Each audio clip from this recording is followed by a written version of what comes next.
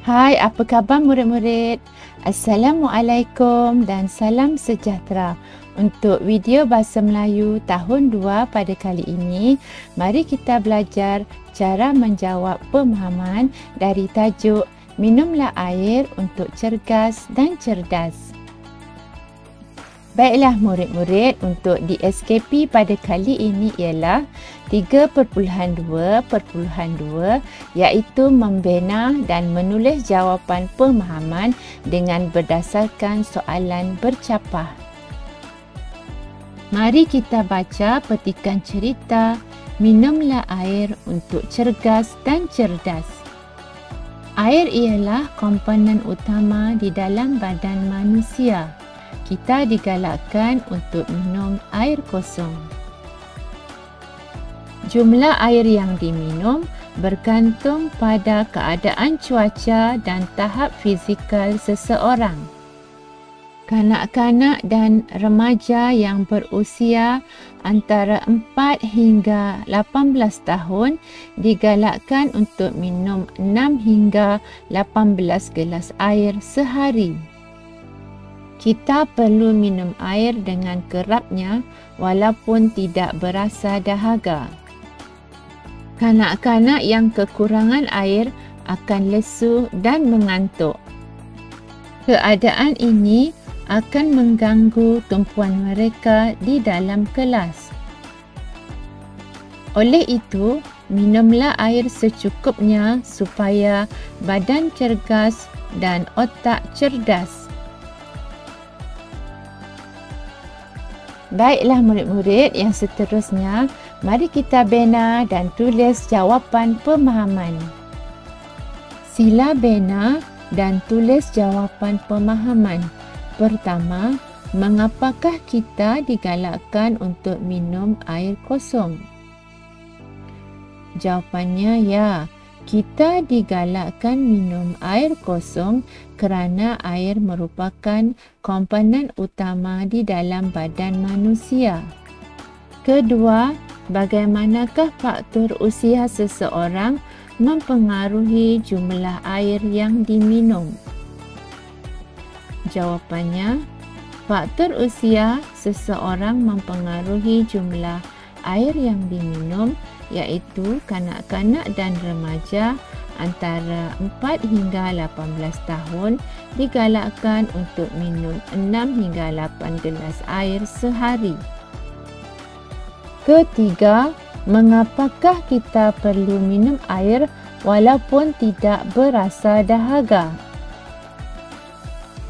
Ya, jawapannya ialah kita perlu minum air walaupun tidak berasa dahaga kerana kekurangan air boleh menyebabkan kita lesu dan mengantuk.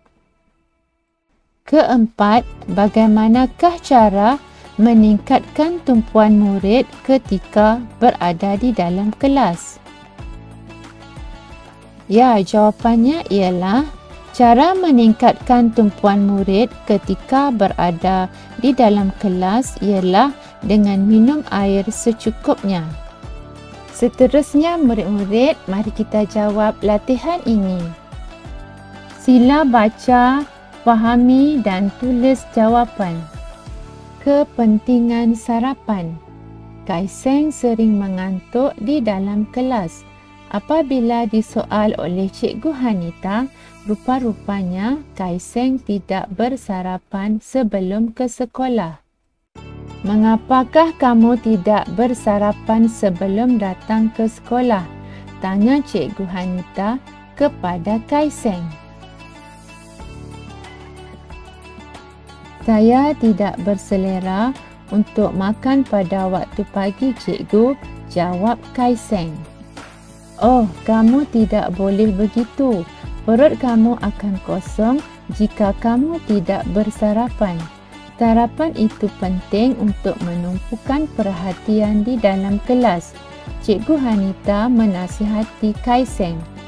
Kaiseng mengangguk tanda bersetuju dengan kata-kata Cikgu Hanita.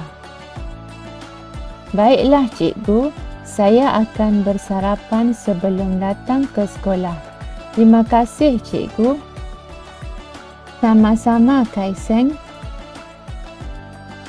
Semenjak hari itu, Kaiseng memastikan dia bersarapan sebelum ke sekolah. Hasilnya, Kaiseng semakin maju dalam pelajarannya. Baiklah murid-murid yang seterusnya, mari kita jawab soalan pemahaman yang diberi berdasarkan cerita yang dibaca tadi.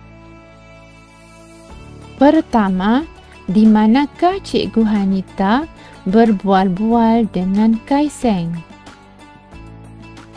Ya, jawapannya ialah Cikgu Hanita berbual-bual dengan Kaiseng di dalam kelas. Kedua, apakah yang akan berlaku sekiranya Kaiseng tidak bersarapan? Jawapannya, Kaiseng akan mengantuk di dalam kelas sekiranya dia tidak bersarapan. Ketiga, mengapakah Cikgu Hanita prihatin akan Kaiseng? Ya, jawapannya ialah Cikgu Hanita prihatin akan Kaiseng kerana Kaiseng tidak bersarapan pagi yang akan menyebabkan perutnya kosong.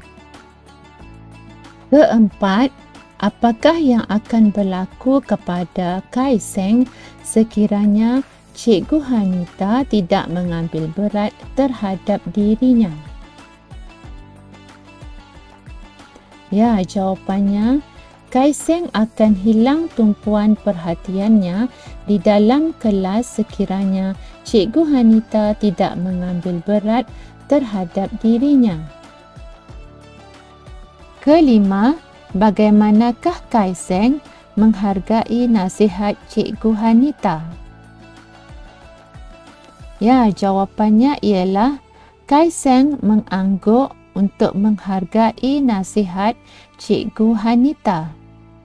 Baiklah murid-murid, semoga dengan penerangan, latihan dan contoh yang diberi, murid-murid dapat mengetahui cara menjawab soalan pemahaman dengan baik. Sekian, terima kasih.